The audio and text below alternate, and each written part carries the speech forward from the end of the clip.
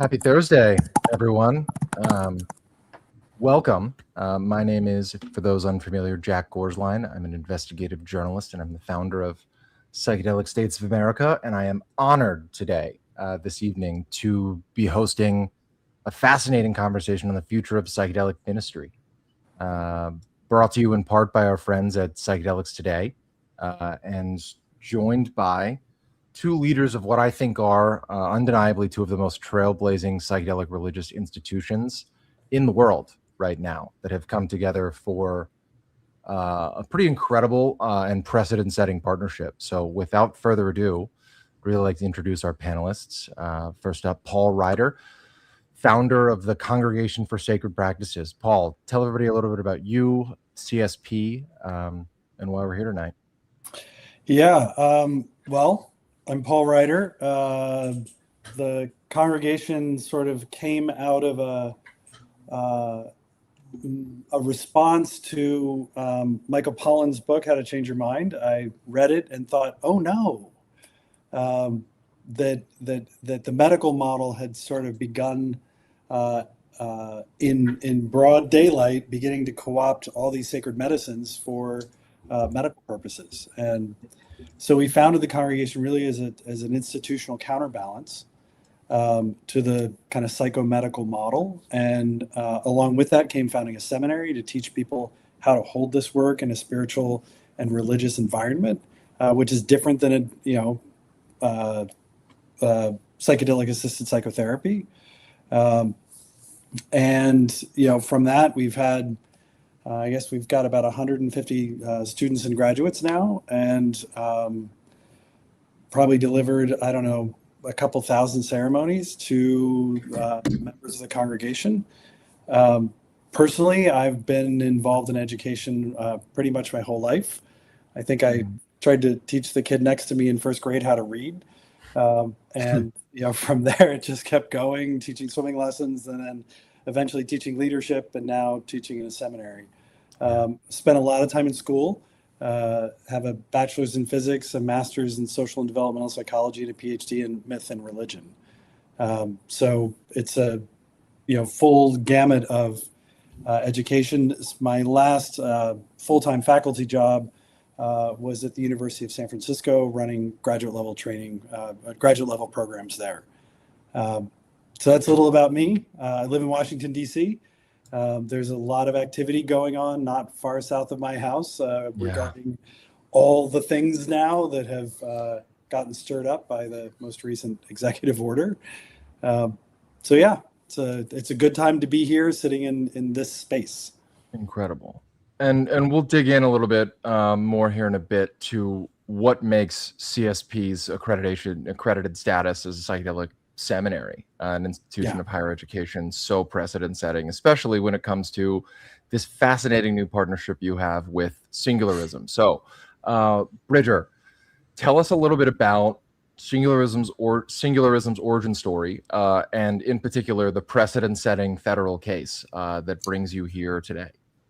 Okay, there's so much to say. The origin story is I was raised deeply religious, and I spent a number of years atheist. I was from my mid-20s, and I would say pop culture very atheist, like went the other direction from my upbringing, but wasn't a hater, but was atheist for a number of years.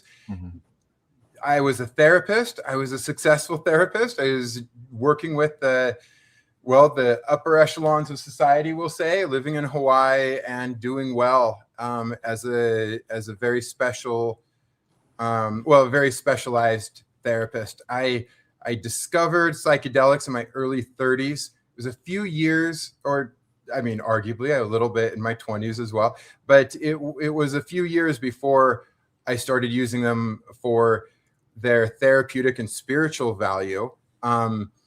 I would say, what I should say is the first time I used them, it was on accident, and I didn't know where I was going. I was down in Peru, and I had made some friends, and they gave me something strong, and they were saying in Quechua, what it was, and I didn't understand, but I just said, it's not alcohol, right? Because I don't drink alcohol. And they said, it's not alcohol. So I said, okay. And bottoms up with these fellas on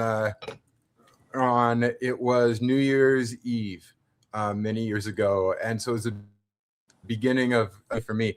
That said, psychedelics have led me back to believing in a very different than traditional type of God, but deeply religious and in sincerity. And I practiced, I would say, in sincerity, but underground as a therapist for years.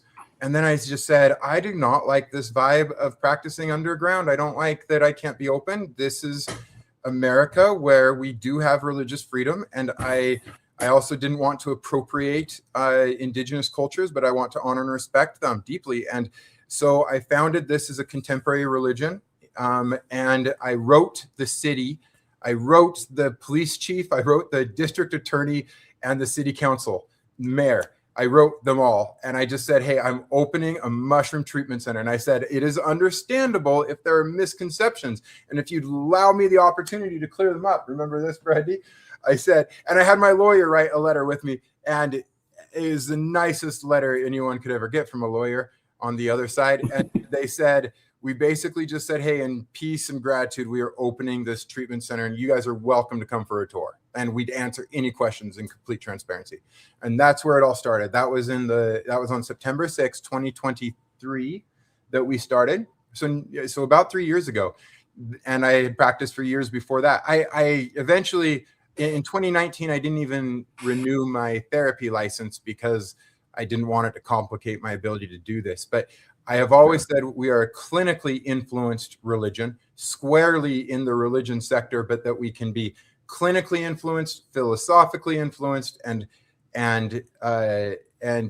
religiously and spiritually influenced as well. And so the unique precedent that we have set, Brandy was a big part of. I'm the big talker, you guys. Brandy asked me to not make her talk too much right now. But that said, the unique precedent is that the judge, after they came and raided our treatment center a year and a half after opening with the SWAT team, a judge issued a restraining order against the city, ordered them to return our mushrooms. They fought it. They filed retaliatory charges against me, tried to put me in jail for 15 years. And we just keep winning in court. The judge ordered those charges to be dismissed. They ordered that they return my mushrooms, and they found us to be credible, sincere, and to be practicing without harm and in safety. And so that's where we are. So Bridger, just for the folks who might not be familiar, where is Singularism based? We're in Provo, Utah, right in the shadow of Brigham Young University. A fascinating place to be at the intersection of psychedelics and religion, to put it very lightly. One thing I want to make sure that folks understand, to my knowledge, this ruling that saw your sacrament returned is the first instance in which a psychedelic religious organization has had confiscated sacrament mandated, ruled to order to be returned to them by law enforcement, correct? As far as we know, and the judge did ask both sides. They said, has this ever happened before? And both sides said, we can't. I think she wanted another precedent to stand on. And no, the answer is no, we don't know of any. So we'll get back to some of the other legal precedent, setting developments that have come from Singularism's founding and now successful legal battles. But let's talk a little bit about what brought you two together. Second here.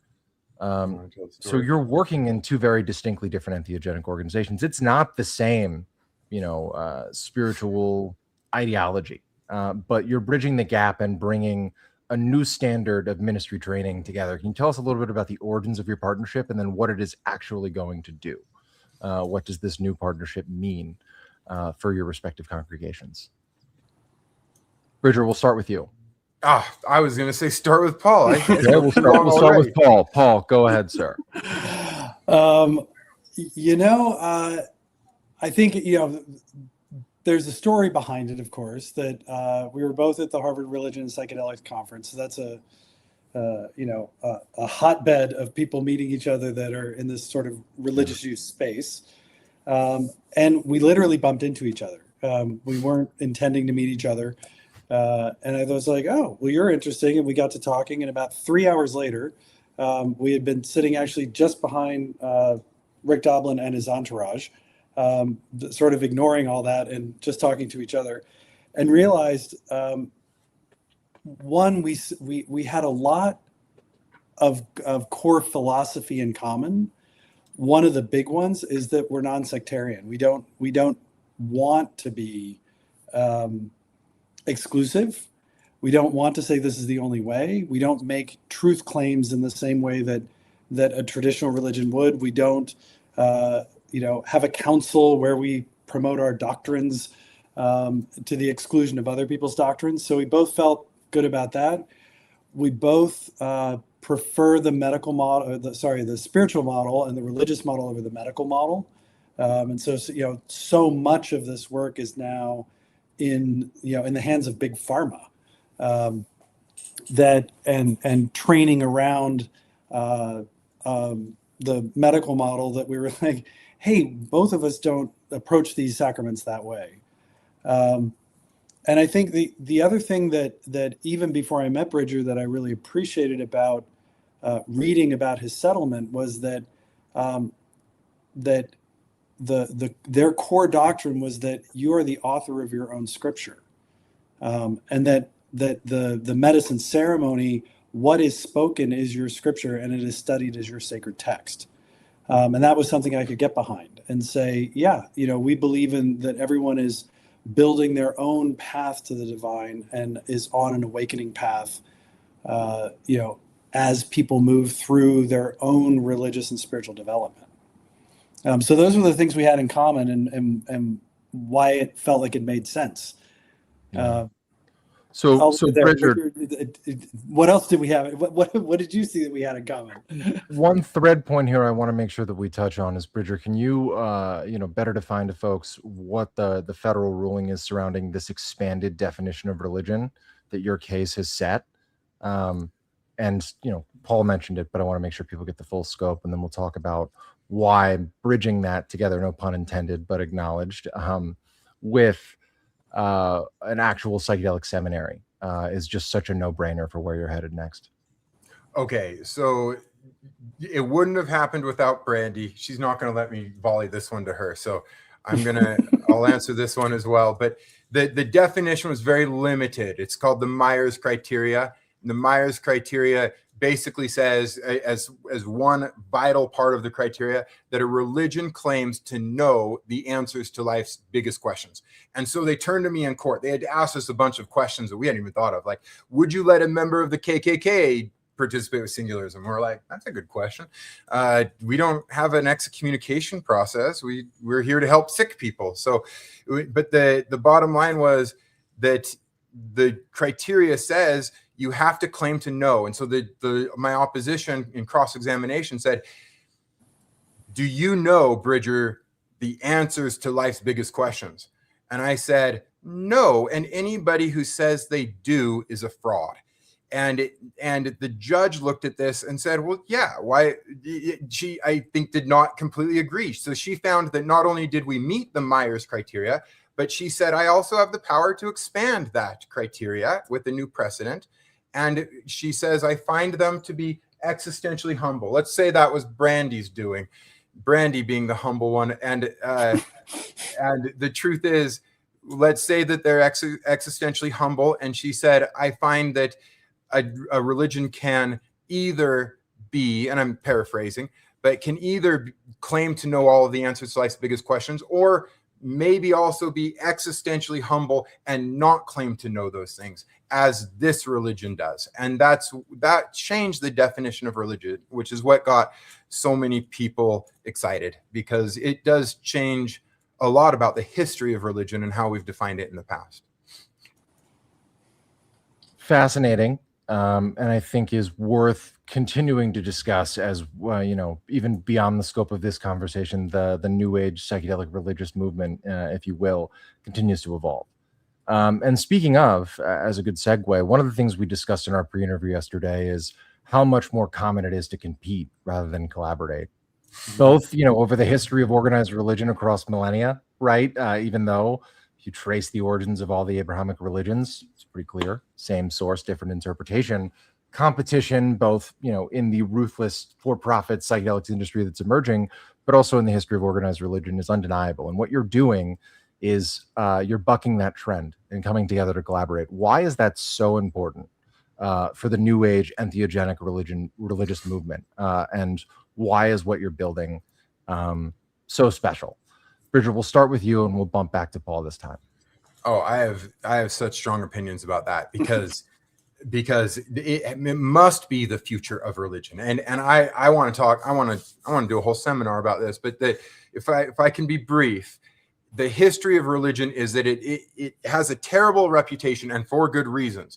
But it has had also a terrible burden, and that is that it governed people at the same time as providing spiritual welfare. And the truth is, governing people and spiritual welfare and spiritual enlightenment and the alleviation of suffering, they don't work well together. And so religions have had to sit there and try to do something that I am hoping religions of the future don't. I like that now we have the Constitution protecting religion, and now religions can be what they truly should have been all along, like what religion ought to have been, which is the nourishing and fulfillment and the seeking of meaningful practice and truth by one's own direct encounters with the divine. Paul, in that same vein, part of the reason that you started a psychedelic church seminary is to set a new standard for training and development and to actually ensure the congregation's safety and who's really treating them and what that bar is. Why is it a no-brainer to try to set that standard across other psychedelic religious organizations, even if they don't share the same particular spiritual ideology as CSP does?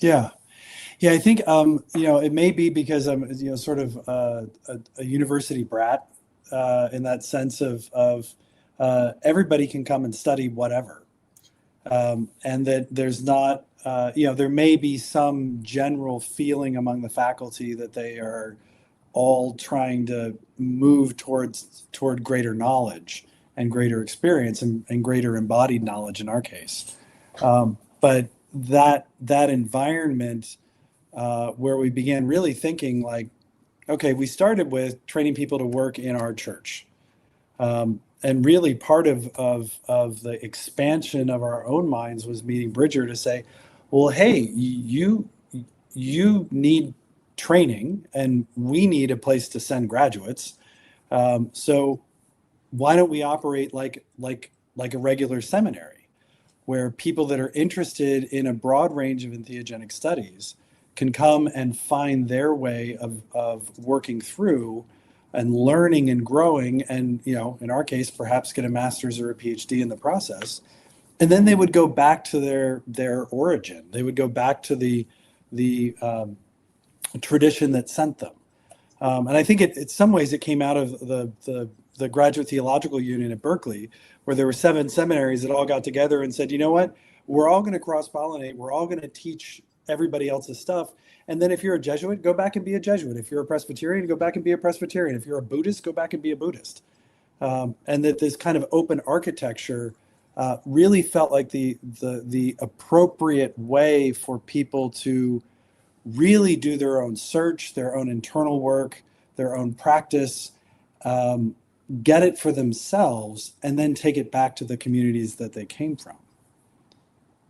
Yeah, and it's worth noting that as the conversation and the research surrounding psychedelics and religion, even in more clinical settings, has evolved, the very famous Johns Hopkins instance of multiple clergy members from a couple of different religious backgrounds, all consuming psychedelics, describing it as the most significant religious experience of their life. The broad faith inclusion in the next generation of psychedelic research is already there. And the institutional alignment that you're building, in my opinion, could serve to set a standard within American academia and higher ed as well. So really quickly, Paul, sorry, go ahead. And then Jack, I was going to say that particular study, we now take it as obvious, but it wasn't obvious when they did it that people were afraid, like, oh no, like if you get psychedelics and you're Jewish, it's going to make you less Jewish, or less Christian or less Orthodox or less whatever. And it turns out that the evidence that came out of it was it actually enhanced people's religious traditions and the things they came from, rather than co-opting it and taking it in a direction they didn't think was within their tradition. There's several institutions that were born out of that were really for, Jews who want to do psychedelics or Christians who want to do psychedelics. Lugare comes to mind. And the psychedelics were kind of viewed now as an accelerant for where you're already going, not something that replaces it. Mm-hmm. Not to get to Brian Marascu, and the history of Abrahamic religions and psychedelics, but there's obviously a pretty significant case to be made that entheogenic use, intentionally or otherwise, may have, spurred some of the greater revelations of many religions that are now known well beyond the scope of psychedelic use. I do want to point out what Bridger had mentioned, earlier, and I guess pivot to that. Bridger, you'd mentioned that you'd given up your therapy license in particular, just to avoid any potential issues or conflicts as you built up the church, the congregation and Singularism as an org. There is a long history of clergy acting in a therapeutic or counseling role. How do you think that your background, as a therapist, helped you shape the building of the organization itself and the way that you oriented this as, spiritual care for people in pain and people who are sick, but also in its own way, religion influenced by therapeutic care? Oh, immensely. That is one of the key points of Singularism, is that we were influenced by the profession of our time. And so if in the past philosophy influenced, say, Taoism and Buddhism, certainly in the East, you'd say that the philosophies influenced religion. In the West, religion influenced the philosophies. Yeah. And the way I see it now is, you wouldn't expect a modern religion to not be profoundly influenced by neuroscience and the social sciences. Absolutely, you would expect, if we're going to try to understand consciousness, as a religion should and can and should be part of the mission of it, it's going to be through all of our modern means, including and especially the sciences. So I don't think that there's any reason to say science shouldn't influence religion, and vice versa. One of the questions. No, go ahead. No, Paul, did you have something to add? Yeah, it's what many people that we talk to that want to come and do our training often will say something along the lines of, when I was a kid, I kind of wanted to be a pastor or a priest or something, but I just couldn't buy the dogma. So I became a psychotherapist. Because that is the kind of modern stewarding of the soul. And they found that I actually can become a minister now with something that I can, that doesn't feel like it's dogmatically oppressive. And so people come back to that original impulse or calling to steward souls, which is kind of what psychotherapy at its best is about. Amen. I think the common thread of having a non-religious but widely respected structure or archetype or template to go off of as you shaped new institutions is worth keeping an eye on as your partnership expands. So we've talked a little bit about what the partnership actually looks like. Let's speak to what it's going to be in practice. Paul, can you give us a little bit of a summary of what is the next step in rolling out this innovative new partnership between your organizations? Yeah, the big thing I think is really wanting, from the opportunity that I'm exploring on my side of the partnership, I guess is I can speak for that. I think there are lots of people out there, Singularism, interested future clergy, that want to have formal training. I think there are probably other institutions that want to have formal training too. And this is kind of a test case for what would it be like to say, hey, send your people that feel like they have a calling, come to the seminary, do the work. We'll have specialized courses for perhaps your particular form of this. And then we'll send them back, well-trained, ethical practitioners that can hold ceremony and can help people and support people in building their own path, because we're not going to fill their head with a bunch of doctrine.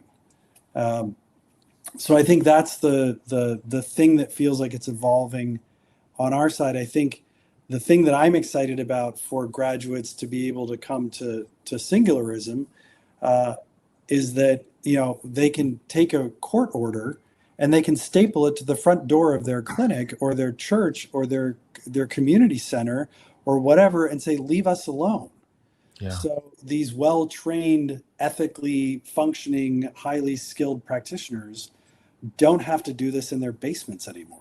Yeah. You know, that they can get out and they can be above ground and they can be seen and they can be legally protected. And that, I think, is good for everyone to be able to get out of the shadow of the underground, because it's a sticky business when someone has to go to the bank and get $2,000 out and bring it in cash and put it on the altar. Yeah. That's a weird vibe for everyone. And to be able to come into a place that's like got a reception area and, you know, is above ground and is a place that you don't have to make excuses about, why are you going over to Bob's house today? You know, and how long are you going to be there? What are you doing? But I'm excited for that as a movement that everybody can come above ground, and be more seen. And Paul, really quickly, explain to folks who might not be familiar what the Global Accreditation Council is, and why their stamp of approval on CSP's seminary model is so important to legitimizing the idea of psychedelic ministry. Yeah, I think that so when I was at USF, I saw how traditional accreditation models can distort an organization's mission.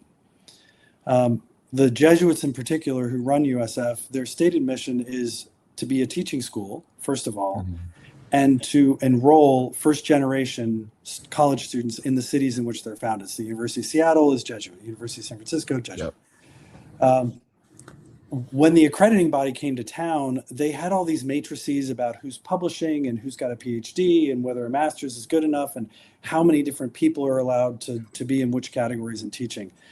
And I watched them lose their way to fill in these boxes and become less about teaching and more about pleasing the accrediting agency. Of course. So I was very careful when I went in search of an accrediting body for what we were doing, because I knew that, one, we were new, and two, we're not as robust to, say, a business school that's been around for 150 years. And so it would be very easy to distort our mission if I got the wrong accrediting body. So the group that, after a fair amount of research, the group that came to the top of the list was the Global Accreditation Council, and they're in The Hague.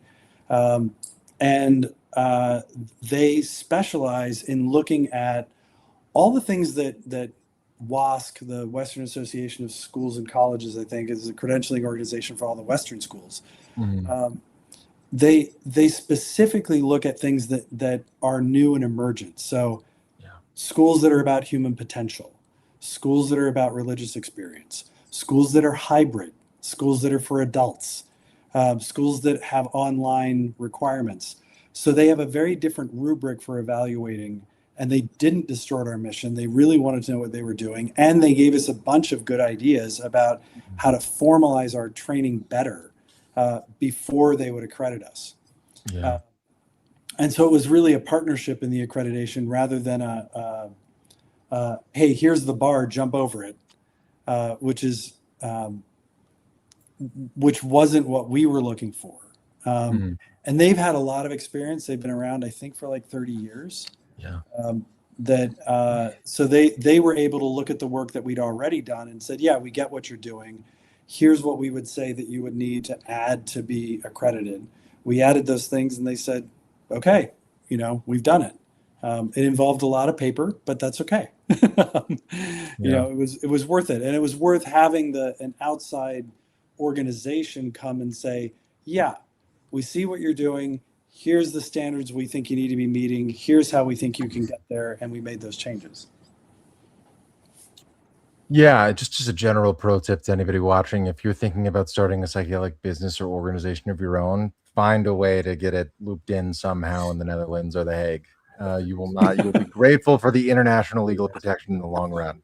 And I think it's important to note that, like, there are international accreditation council equivalents that work with emerging programs or kind of new takes on what higher ed could be, that model ends up being integrated into Western, higher ed. It is not, unprecedented. Speaking of, religion and higher ed, Bridger, you guys are right outside of, BYU territory. Paul, you mentioned, obviously, I had no idea University of Seattle's Jesuit connected, but I grew up in, the South, lots of Baptist, lots of Episcopalian connections to higher ed in general.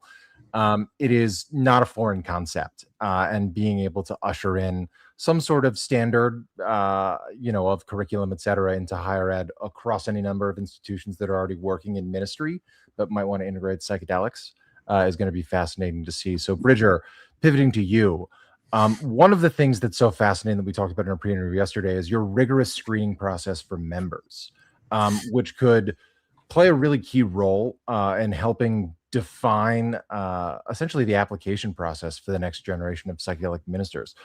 Tell us a little bit about just how rigorous it is, and also the really fascinating success rate you have in weeding out federal informants. That's really funny. Okay, so yeah, we treated right from the beginning screening very seriously, and I took it to Brandy. How many people have you seen me say politely, "This isn't the right fit for you"? Probably about 20. 20 at least 20 over the course of the last year or so. And the bottom line is that we screen not just for safety, we screen for sincerity, we screen for ethical conflicts, we screen that their systems can help them handle that they have the right system in place to support them. We screen that they are committed to their own integration, that they are truly called to it. So I just said the 6 criteria that we have, but the bottom line is, our understanding and what we have learned through the grapevine was that they sent a number of confidential informants to us, and that none of them had made it through our screening process. And that was remarkable. And that's, I'm sure, what you're speaking to and about. Later, they sent an undercover agent whose standard was much lower. You just had to say, yeah, they're doing this. And they didn't sell anything to me. And by the way, nobody had ever been sold to, and we don't sell our medicine. It is our services and our integration work that people come in here and can exchange for. But does that answer your question? Yeah, that does. Yeah. I guess one thing I would is just a follow up. What do you think it is about the way that you're screening people that was able to register that some of these, federal informants might not be as sincere as they were trying to play themselves off? Because, it's one thing to be able to follow your gut, but you've built a series of questions that really seem to clearly have a pretty remarkable knack for weeding out insincerity in particular. Which, even if you didn't know that they were, a confidential informant at the time, that gut feeling, that's not something that everybody has the ability to do. And a lot of organizations end up in hot water not doing that rigorously enough. So what do you think it is about the way you built out that screening process? What is it? I suppose when we look for the ethical conflicts and we look for people that have the calling to it, and if people are under duress, or if people are not seeking it in sincerity for their mental wellness or their spiritual religious wellness or for their existential angst, those are all things that we ask at our screening process. And I think that a lot of the underground community doesn't do this. I don't want to throw them under the bus, but yeah, we are looking for sincere people that are committed to their own path, true voyagers that want to change. And that was as part of that being a stringent part of our screening process. I've screened people out for every one of those 6 reasons that I gave, not having the calling, even just not feeling passionately enough that they need to do this. And so, any thoughts on that, Brandy? No, well, just that it was when people are feeling pressured to do this process by a family member, right? Then we always that one seems to happen a lot. And that one we do tell them until it calls to them without pressure, then come back to us. But that one seems to be the one that comes up the most. Or sometimes people are like, can you just fix me? Can you rewire my brain? This will rewire my brain, right? And so we have a number of commitment questions like, well, no, are you going to change your life based on the promptings? This is one of our screening questions, based on the promptings that you yourself receive for yourself. Not that we receive for you, not that we suggest to you. Are you committed to the things that you yourself know you're supposed to do with your direct encounter with the divine? I just want to note, to your point, barely anybody in the psychedelic underground is doing that. I mean, I don't want to speak for the entirety. I will say that I have dedicated the last 2.5 years of my life to learning as much about the very robust psychedelic ecosystem that exists above and underground. And I know of way more pop-up churches, mail order operations, storefront, churches where you sign a form and pay $10 and then you can buy a DMT pen behind the counter in Oakland, a lot more that are doing nothing of the sort or very minimal screening, and it is encouraging to see this happening in real time. And again, kudos. So Paul, one of the things that's important to note, and we'll get back to our scheduled questions here in a bit, but I do want to note that, part of what CSP was born from, was kind of the ashes of some really great intentions, but also some really controversial happenings that were a wake-up call for you that I think, correct me if I'm wrong, inspired building a structure that could ensure that kind of misconduct. We don't need to get into details, but could be weeded out before it could ever be wrought. I am sure that Bridger's extensive screening process and its success rate is really encouraging to be able to weave into what you're doing. Is that part of the plan? Is to fine tune the screening process for prospective seminary students or ministers as a result? Well, I would say it's definitely something that I expect we're going to be conversing about. We also have a very extensive medical screening process and an extensive demographic screening process. We have a separate screening process for seminary students. And, we have an application. We expect a certain amount of medicine experience, just coming and saying, I'm an MFT and I heard about this, online. I would like to become a minister. We will send them back and say, go get some more experience and then come back. There's even a document I send people with these giant foo dogs that guard the temples in China. And the document basically says, here's your last chance. This is why you don't want to become a minister.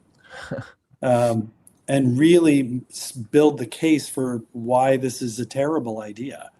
And also the criteria that we're really looking for, in terms of their own personal development. It's one thing to say, I think I can study this and I can do a good job, but I'm not going to take the medicine. We don't start that way. If you don't have extensive medicine experience and you don't have an internal understanding of how this works and what blossoms inside your own spirit, and you don't have a story, you have no business guiding other people. This isn't like in a medical system.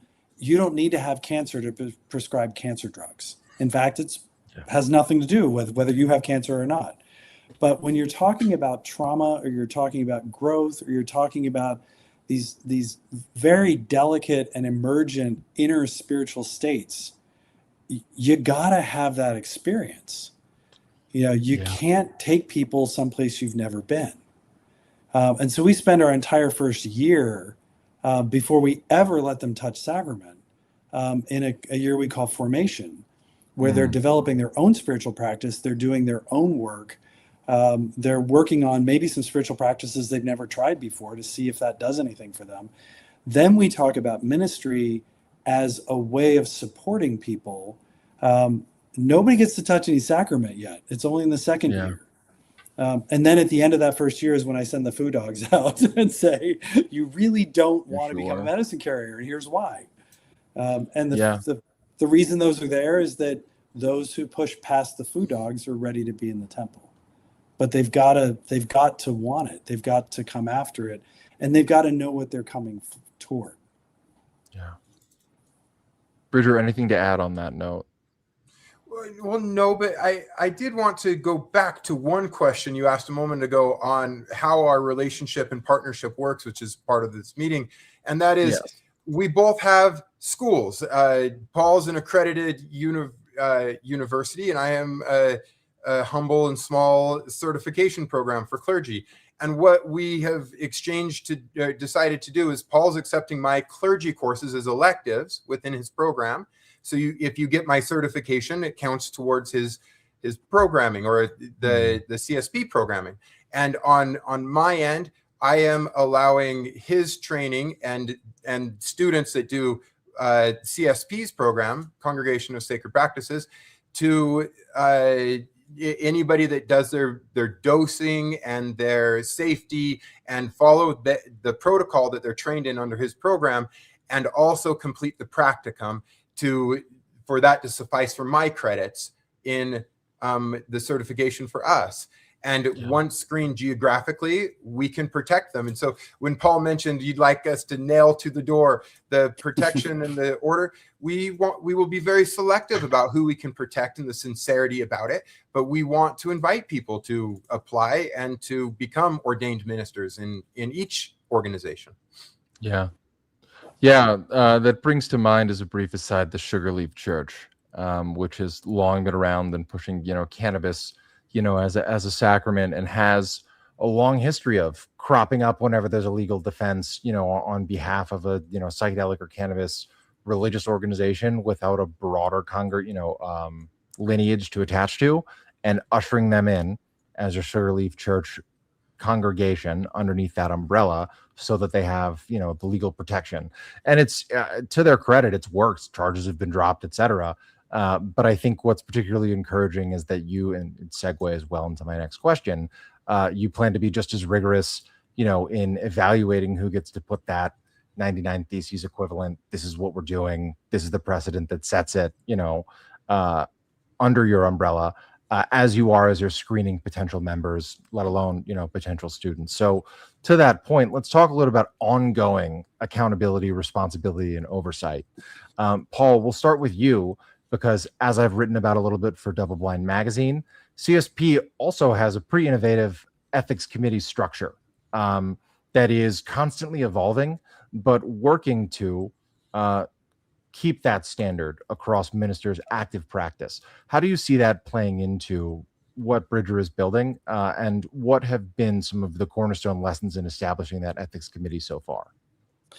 Yeah, it began with a code, which it turns out is the easy part. And I think, a lot of people will say, oh, well, we have an ethics code, or we've been discussing, what's ethical, what's not ethical. Ethics codes are, and this is, as you mentioned with the previous community in the underground, they had an ethics code, but there was no way to enforce it. And there was no one to talk about it with. And there was no one that you could say, hey, I would like to talk about what I think might have been a violation. There was, we just had a code. I think the thing that is important about the future of this work is that I think until these, I guess I take ketamine as a good example. Before, when nobody really understood what ketamine could do, it was kind of part of the underground. And then now that they understand what it can do, we've got diagnosis, and we've got clinicians, and we've got medical examiners. It's all about credentials, and most of it's being done in clinics now.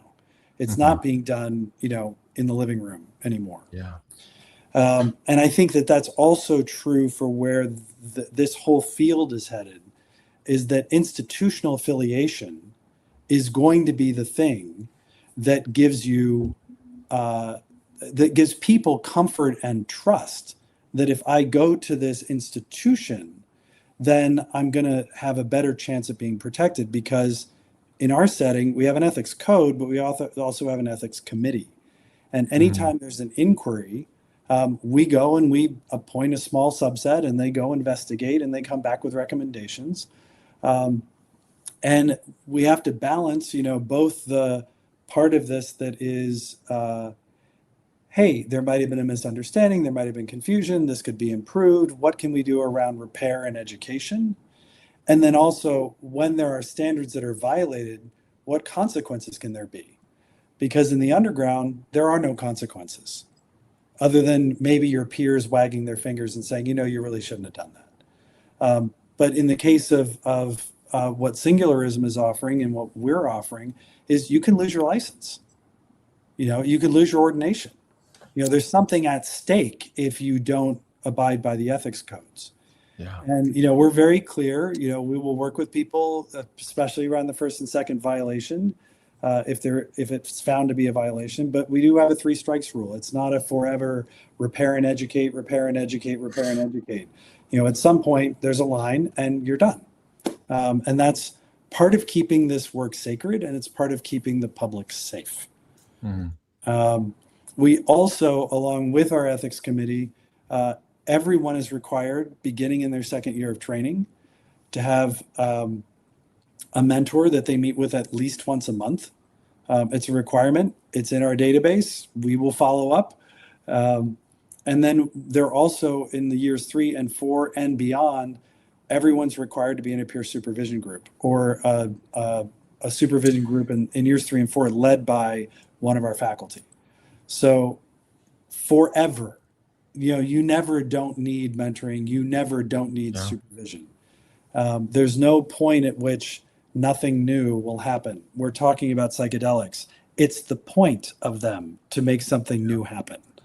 And so we've built a system where there's always someone in conversation with someone else about, does this seem like the best approach? What would you do here? No one's working in isolation in their living rooms with no accountability. Yeah. Yeah, I think it's worth noting that, again, this is not the norm. I am the founder of the Psychedelic Writers Guild. As a brief aside, we've been in the process of drafting a code of conduct. And one thing we realized after we drafted the whole thing is that we didn't have a restorative justice process in place. And you need that so you can ensure that the actual code of conduct will be enforced equitably and ethically. So, Bridger, what is Singularism doing on the ethics oversight side? Does this blueprint that Paul and CSP have enacted, is there something similar currently ongoing within Singularism, or do you view this as a bridge to be able to build that within your org? That's one of the fun things about the partnership is we sat down, and for months, because it was months ago, we've been working on this partnership for months now. I sat down, I watched and looked at how much he's built and how good it is.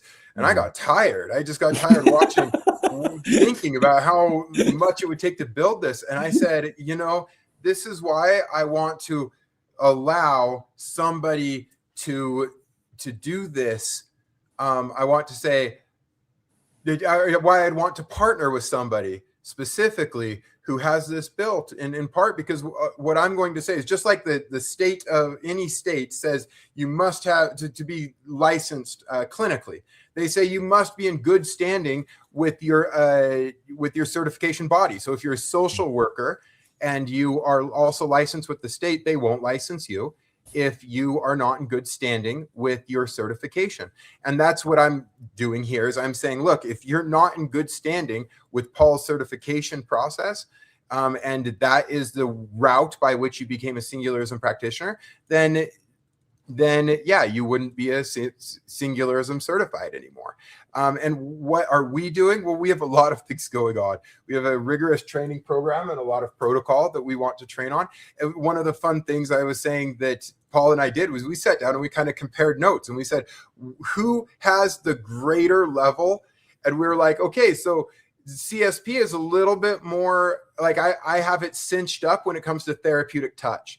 They have it cinched up when it comes to their dosage training with MDMA, for example. And so we just said, well, what do we do for that? And in meetings, we just said, well, why don't we say that if you've trained with both of us, you need to do, and there's any conflict between our protocol, that you need to go with the higher level and the safer protocol between it. And so there's a lot of little nuanced decisions we've had to make between our training programs.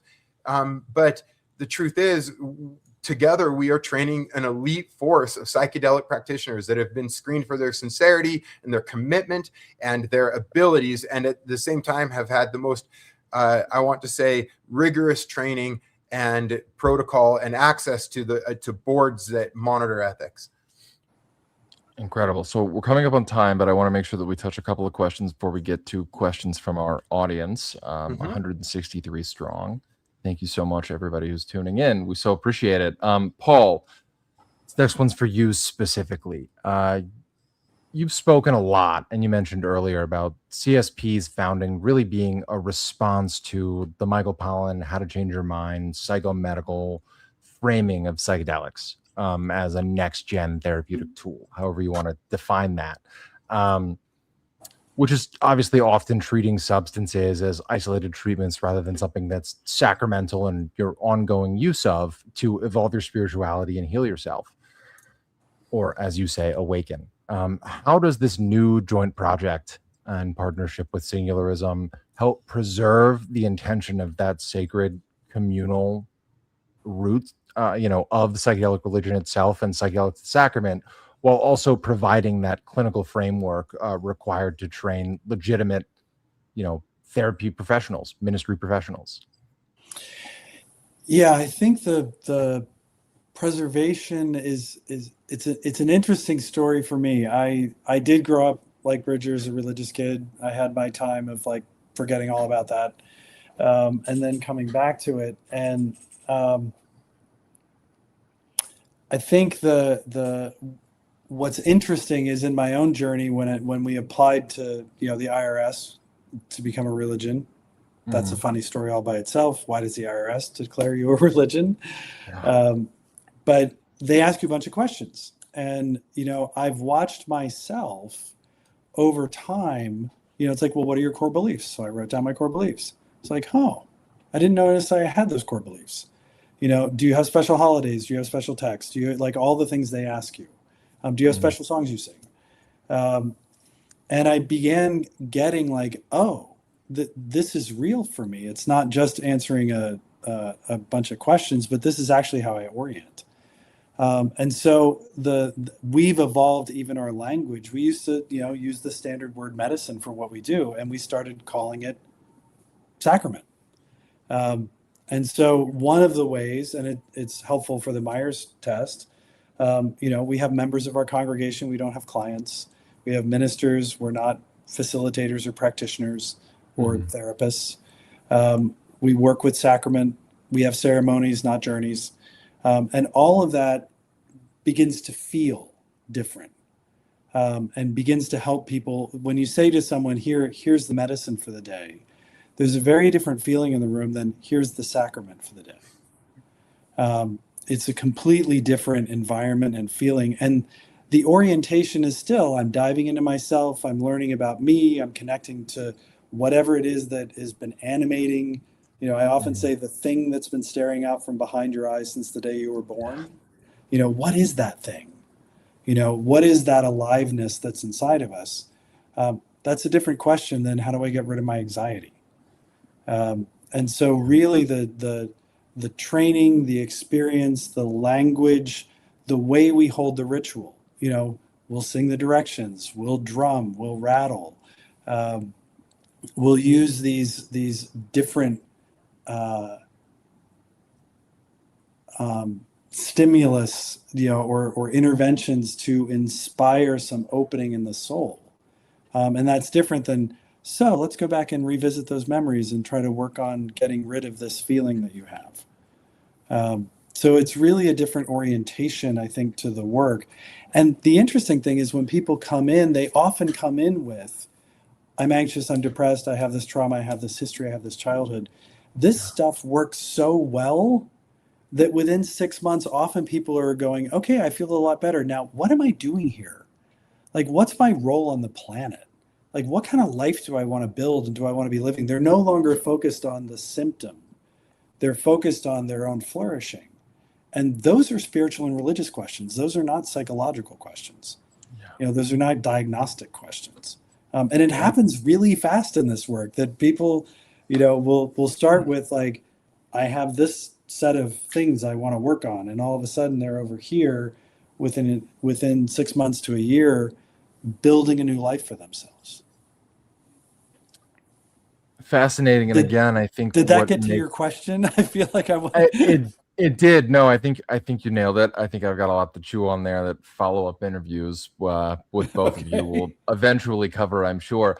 But I do want to note that, like, when you go to therapy, sure, you might go back and see your therapist, but there's not a wraparound suite of a congregation and mentors, that keeps that process of evolution and spiritual exploration alive, and personal growth, right? So it's another area in which this sacramental spiritual blending that the New Age psychedelic religious movement brings to the table is particularly unique to be a foil to the inevitable FDA approval and pharmaceutical fast tracking of psychedelic compounds.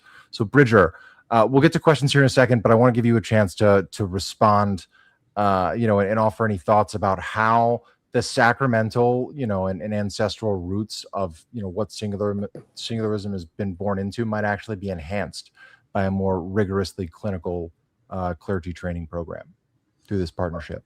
Well, I mean, so many ways that you can't get enough training, and any time somebody thinks they've learned enough, they're about to be humbled. That's for sure. And so the answer is that the more, the better, and we should be in training our whole lives. And so the answer is, it's just, to me, it's conspicuously obvious how more rigorous training is going to help people become better. And not to mention what we talked about earlier with accountability and ethics, to have the board, to have the round tables, to be able to, like Paul said earlier, to be able to revoke or take or suspend or put on probation licenses or accreditations as appropriate, does make people safer without a doubt, and help our field. Incredible. Jack, you touched on two things that and Bridger, you did too, that I want to mention. One, this is emergent. And so, having people in conversation at the table is a really important part of what we're doing. That we have the wraparound of a community of people that may not even be in ceremony together. They might be in an online breathwork session that we sponsor twice a month. So it's just a place for people to come and connect and live their lives together. And that, I think, is as healing as the one-on-one ceremonies, is that there's a place to go and a place to be. And it's something that I emphasize with our ministers, is like, remember when you did your first ceremony and you went home and thought, I have no one to talk to about what just happened. I don't, my spouse will think I'm crazy. My friends will think I'm crazy. I have no one to talk to but the person who served me. And that felt like a big need to have people be able to talk to each other, that we're not in a hierarchy of like, I'm the minister, or you weren't paying them. You were just in a community with other people that were doing this work, and you could share your story with them and they could share their stories with you. That's how you can stay on this path, because if it's a one-on-one thing where you really don't have anybody other than, your therapist who you have to pay every time you talk to them, you're not going to grow as fast. You're not going to heal as fast. You're not going to expand as fast. We need other people. We're mammals. It's just how we roll. That's how our nervous systems work. Fair. Let's put it this way. There's a reason that, from the evolution of practice standpoint, there's a reason that they're updating medical textbooks. Every year, every other year, there's a reason that the DSM, gets upgraded and refined over time. The standard is always evolving, and the institutions that actually provide the very best wraparound care or services or, congregation, community support are often in tune with that.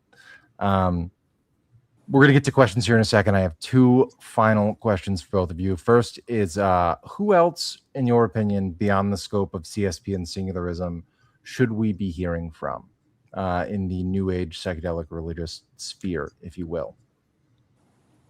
Who's somebody out there that inspires you and that you would want folks to know a little bit more about or to listen to what they have to say? I mean, I love maps. I love Psychedelic Science Conference. Like, if you have the opportunity, go to that.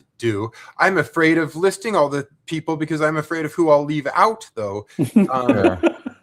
But and I suppose in revealing my ignorance to how many good people there are out there, there's a lot, and not few in number. I knew somebody that did the numinous training from Canada and had a powerful, good experience with them.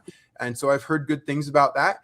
And, but yeah, those two stand out to me right away as good other training. And I would love to speak with other training programs and see where else there's opportunity for collaboration. I'm sure Paul would too. Incredible. Paul, how about you, sir? Who else should we be hearing from? Yeah. So I think the way I want to answer this is that I would point people less to the psychedelic gurus or the psychedelic adventurers and point them more toward people who are psychedelic friendly within their own traditions. So what comes to mind is Hunt Priest at Ligare. Episcopal priest, very psychedelic friendly, founded an organization for Christians that want to experience psychedelics within their tradition. Zach Kamenetz also did the same thing within the Jewish tradition. And so folks that are working at this intersection of traditional religious contexts and traditional religions, but add the kind of spice of psychedelics as one of the ways to experience a religious experience. Those are the people I find the most interesting. I think I'd also point at, anything in the mystical literature, throughout history, because they're, with or without psychedelics, I'm also thinking actually of Richard Rohr, who sort of fits in this psychedelic friendly but Franciscan. So there's a ton of texts. There's both ancient and modern translations of ancient texts that really point us to the soul that is alive and the embodiment of the divine. That's the stuff I find the most powerful and inspiring, and it's what we have people read, much more so than the right dosages or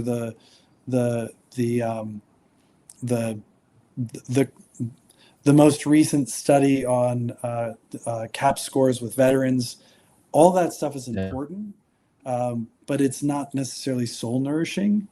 And in the spirit of you can't take people where you've never been, spend your time with the mystics, because that's where psychedelics are going to take people. Well said.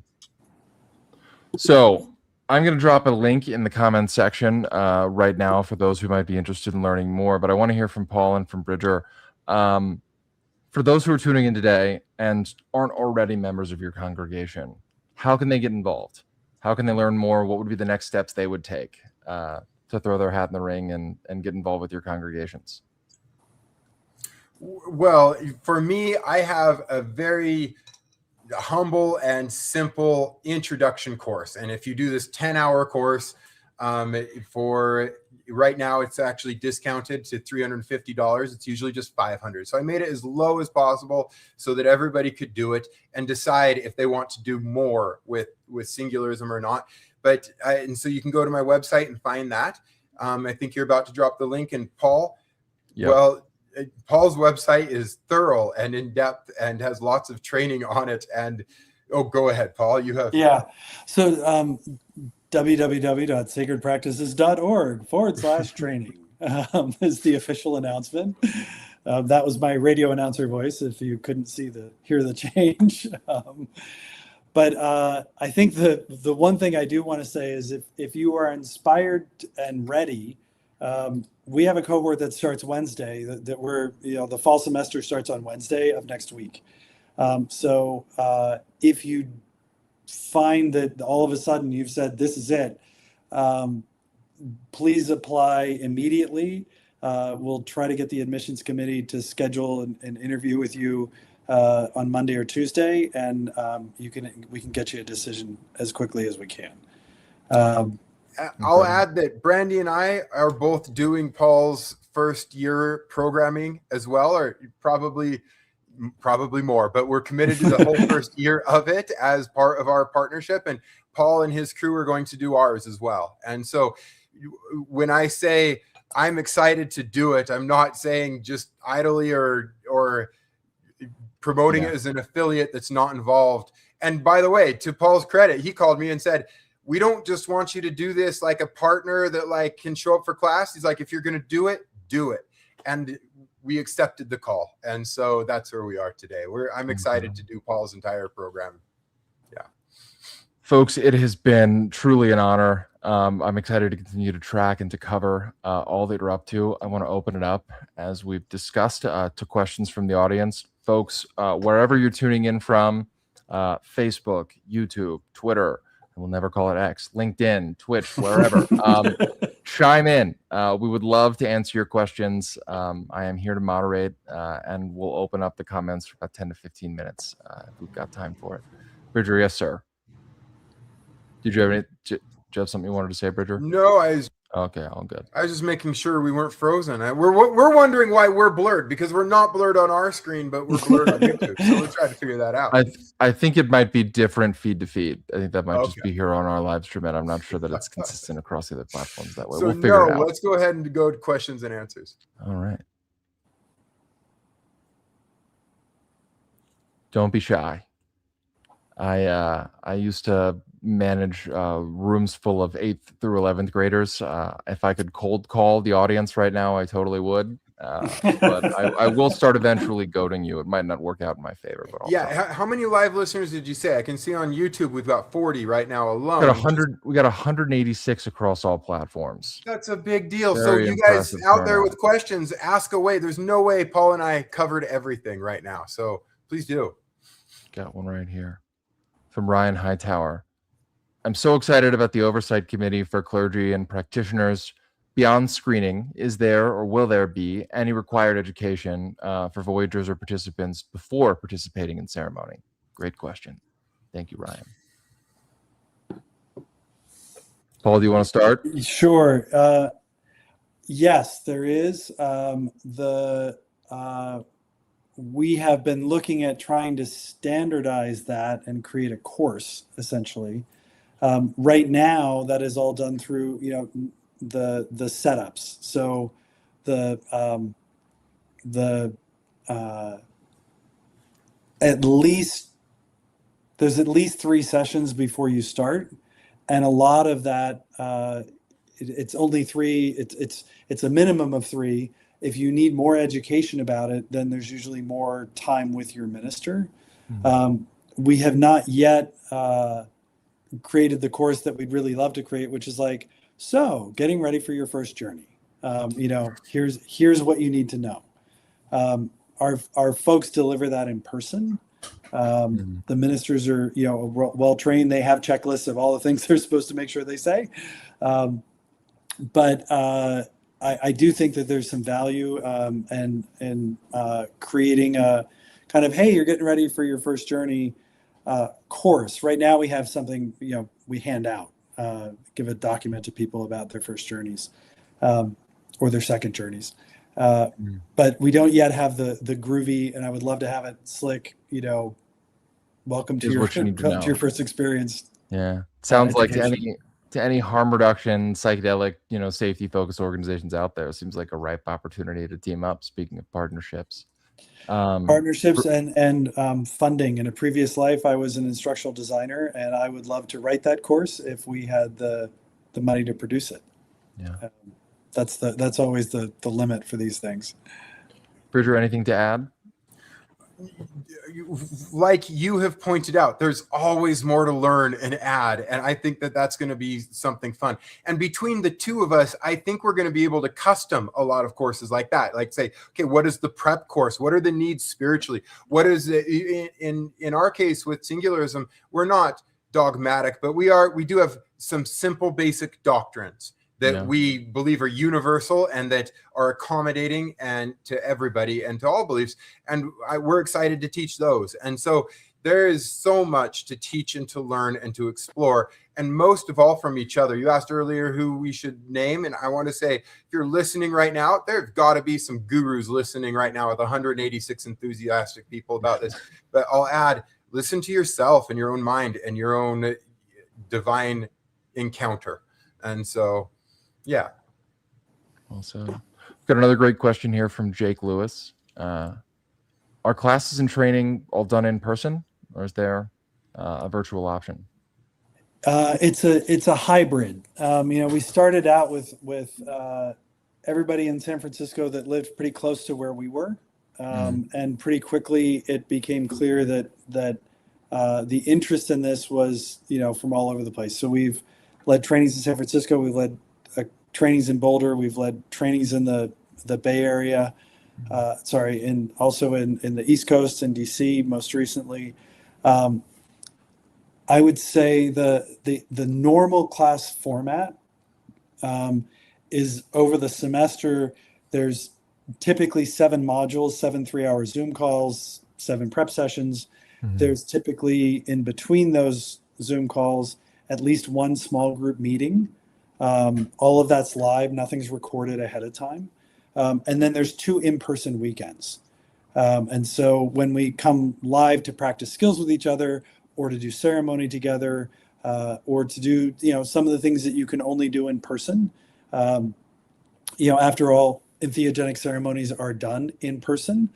I would find it suspect if an entire course about guiding ceremony was done online, because that's not how you actually guide ceremony.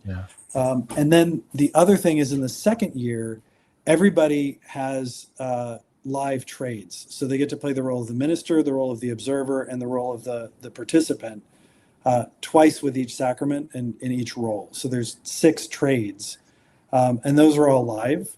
And that is a big commitment for people to arrange their schedules to come and do live practice with each other. But that's actually the most important way. The most important piece of the pedagogy is this is live. In terms of you getting hands-on experience, both giving and receiving, and then getting to observe other people doing that.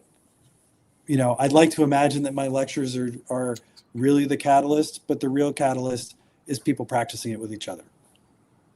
Yeah.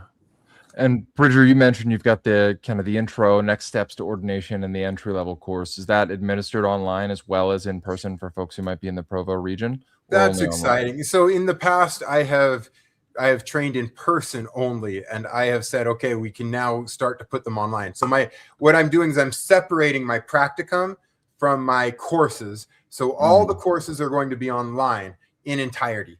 But with live cohorts, you watch the video and then you participate live together. But then in addition to that, if you've done CSPs, good quality practicum, I would accept that as our training. So nationwide, Paul is able to serve. And then also, if you want to do my practicum in person, you can still come into my doors and do it locally with me here. And so both of us believe very much in doing things in person, and is, I suppose, skeptical of an entire training process that would be online.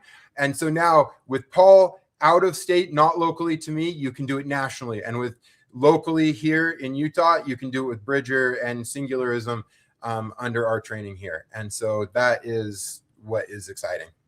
Incredible. You can also practice at our center, where we have a wellness center, and we're planning expansion right now. It's quite exciting. More to come. Stay tuned on that front. We've got a couple of really great questions, so I know we're a little bit over, but I want to make sure we get to it. Next up from Jeremy Phillips, what is the focus from either of your organizations, if any, on veterans? Obviously, a hot topic in psychedelia right now is veteran access and healing and helping our troops. Is that a focus for either of you? It is. Do you want to go first, Bridger? I'll go first, and that is, I love vets. for people who don't know or don't appreciate what they've done, I just want to say, humble yourself and look into it, because they truly have provided the same freedoms that we are now protected under. And so I didn't serve in the military. I feel like my service has come by protecting the Constitution with our court case. That said, I will tell you that the programming around things for vets, and the let me say it this way, PTSD for a vet is treated a similar way as PTSD for, well, virtually anybody else, although it can be different sources of that PTSD. And so I would say I don't have programming that is specific to vets, but I do roll out the red carpet for vets any chance I get, as well as a number of other populations.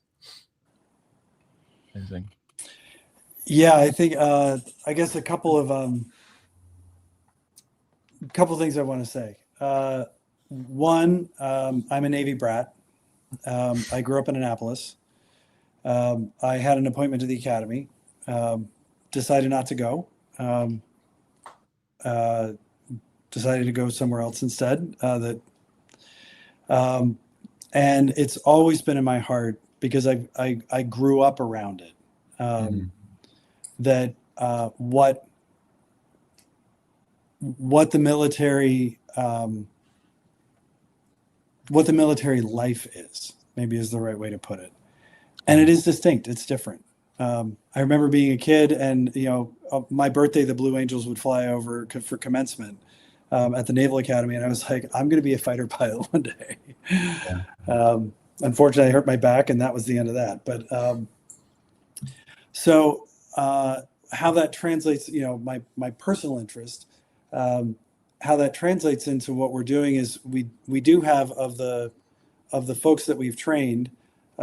We have several veterans that we've trained to be ministers. And some of them have started programs specifically for vets. I have been in many conversations trying to look for funding specifically for veterans to come take our training. We've not been able to find that yet. So if anybody on this call can connect us to folks that can do that, we would love to have open slots and with sponsored slots for veterans. We do have a financial aid program somewhere between 10 and 25%. And being a veteran would definitely qualify you. 10 and 25% discount or a scholarship. And being a veteran would definitely qualify you for that if the financial need was there. Both. So it is an important aspect of what we do. And it is something that we continue to try to figure out how to expand. Yeah. Amazing. And that segues really well into our next question, which I very much appreciate being asked. So CSP's program runs roughly $19,000 over 2 years, correct, Paul? Let me see. Fully loaded, I would say it's 18 and 4. Closer to 22, but like I said, we have scholarships available.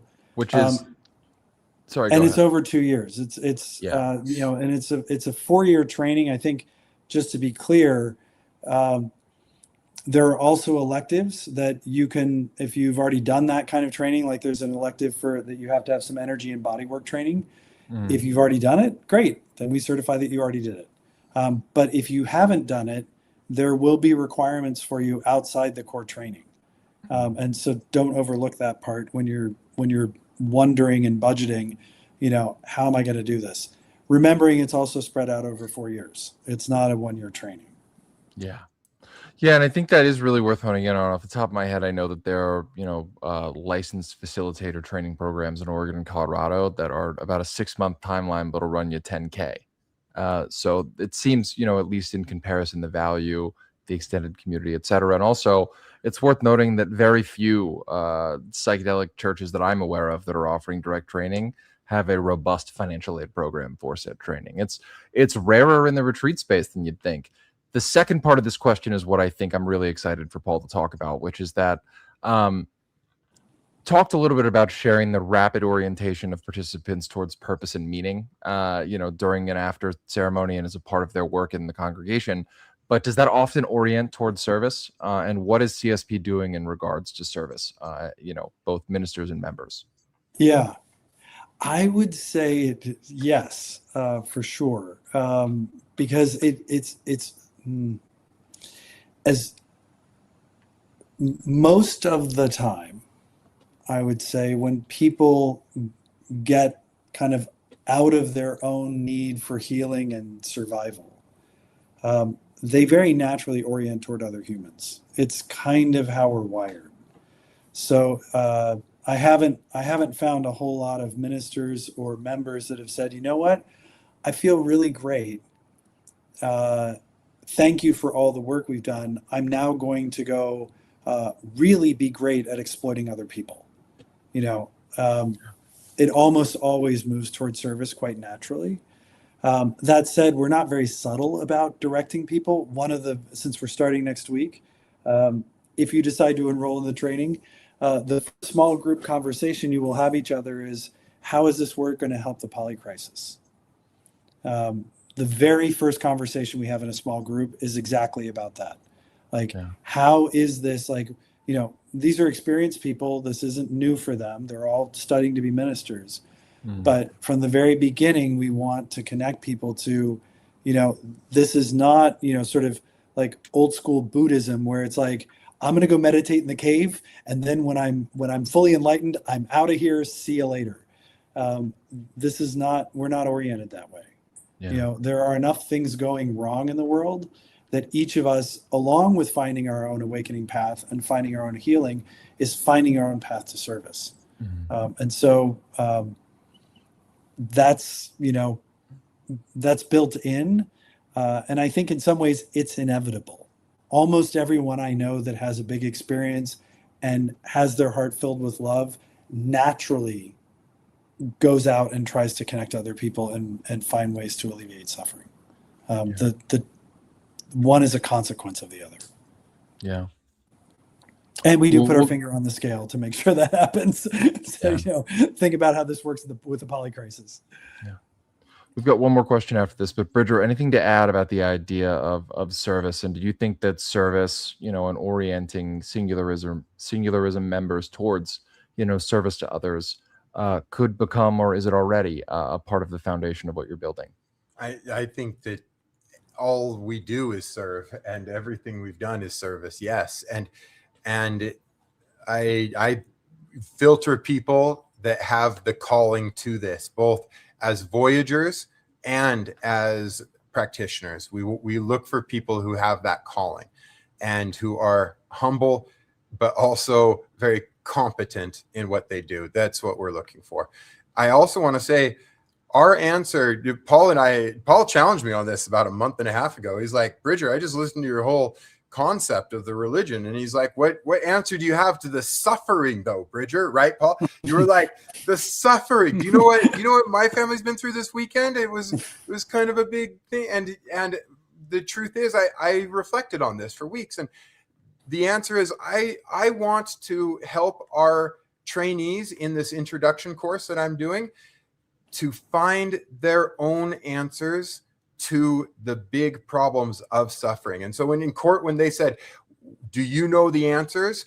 I want to say, I am satisfied with mine, but I don't want to just hand you mine, because then how do I know I'm not adulterating yours? What I would like is for people in our organization to find their own answers to life's biggest questions, including solutions to suffering.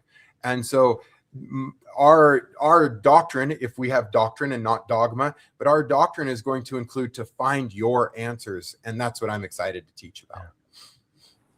One final question, and we'll let everybody get on with their evenings, but a great place to stop.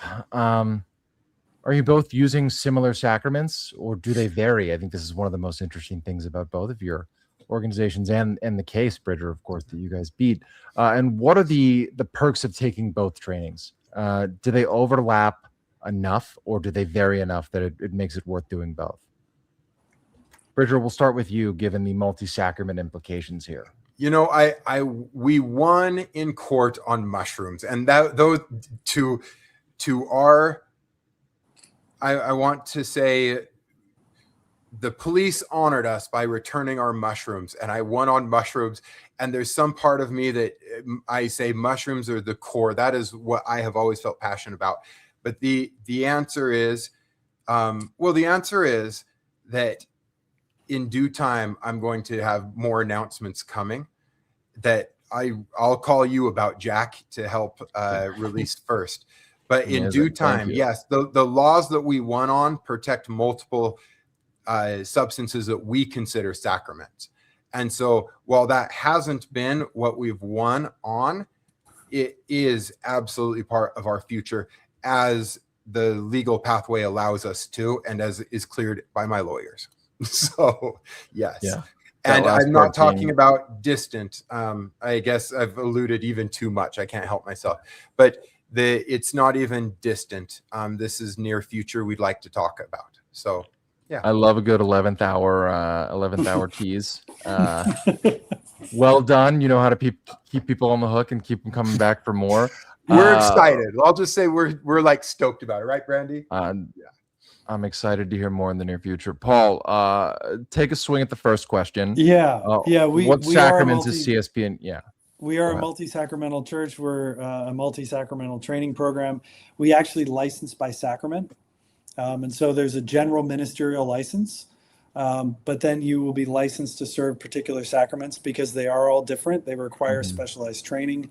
And it's not enough to say, well, I know how to hold a ceremony. And all white powders are created the same. So what's the difference between MDMA and 3-MMC? You really should have a licensure and a training around one specific sacrament, and we would endorse that license. We teach in the core training, working with the heart opener, with MDMA, and with mushrooms. We have in-house, I should say, we have a training for 5-MeO, which is a year long. And the first 6 months of it is spent working on yourself with it before we ever talk about serving it to anybody else, because it's such a powerful medicine, such a subtle medicine. We will continue. There are plenty of other trainings out there, and our licensure committee reviews applications to say, hey, I'd like to start serving members of the congregation 3-MMC, or I want to serve 4-MMC or 2-MMC. We haven't quite gotten to is our cathones all one category, or do you need specialized training in each one? The same thing with ketamine. If people want to serve ketamine, they need specialized training to serve ketamine. They have to present their training to us. We don't teach it ourselves. And then we would endorse their license to be able to serve ketamine. And it's how we keep people safe and make sure that people are well trained in whatever they're doing. Yeah. And it's worth noting that licensed facilitator certification programs and state certification in legal industries like Oregon and Colorado have a similar show us that you've met a standard elsewhere through a reputable program that meets our criteria, and we will grandfather in approval for use of for you to be a part of this program with minimal uptake. So that second part of the question, though, Paul, given your background in instructional design, what are the perks of taking both of these trainings? Do they overlap, or is there enough variation for it to be justifiable for students to do both? I think it really depends on your goals. If I were coming in and I would say, hey, you know what? I really just want to do one-on-one ceremony. I don't want to work, in any kind of storefront or any kind of institutional context. I really just want to serve medicine in my living room. That might be enough just to do the core training. If you want to be out there, if you want to work in an environment, if you want to be able to do legal battle because you're much more visible, I would definitely go get Bridger's training and Bridger's certification. Because I think that's the future of this, is really looking at institutional alignment, and making sure that in your location, you have got all the religious protection that you can possibly get. I think that's going to become broader and broader, as things get rescheduled. The recent executive order is, certainly creating a flurry of activity. Yeah. And coming up, maybe we won't be serving Schedule 1 substances anymore. And you still need training to hold people in their spiritual process. True. Well said. I want to close with one final question for both of you, which is, do you view this partnership as expandable to include and to partner with other comparable psychedelic religious organizations? Do you want to go first? No, we both. I saw you look at me through the screen too. I was like, well, I would hear there's not any conversations I wouldn't be willing to have. Let me say it that way. I'll talk to anybody about that. Yeah. I'm kind of attached to CSP right now. To be honest, I'm like, no, we're not going, and I'm not interested in being poly right now. I'm interested in being with Paul in a partnership, and so at the moment that's it. But there's no conversation. I think Paul or I, we have not limited each other at all. Let's say it that way. We have expanded what each program can offer, which is awesome. But I don't feel limited at all, and I also feel like I want to spend some time feeling into this partnership and helping develop that. Does that sound right, Paul? Yeah. I think it's we're definitely working on a template, I would say, for expanding the conversation. I saw one of the comments go by. It's like, is there like a Southern Baptist Council for entheogenic churches where all the churches come together and have a conversation? That could be very cool. And I think, Bridger's smart to be like, we need to figure out what we're doing first and how this can work, and really kind of set that as a template. Because it's like we are learning as we go. And if anything, one of the things I've learned is there's only so fast you can learn, and because you have to have enough time to make all the best mistakes so you can learn from them. Before you start exporting those mistakes, or guard against those mistakes. Yeah. I want to see what mistakes we make together first. That's a good point. Yeah.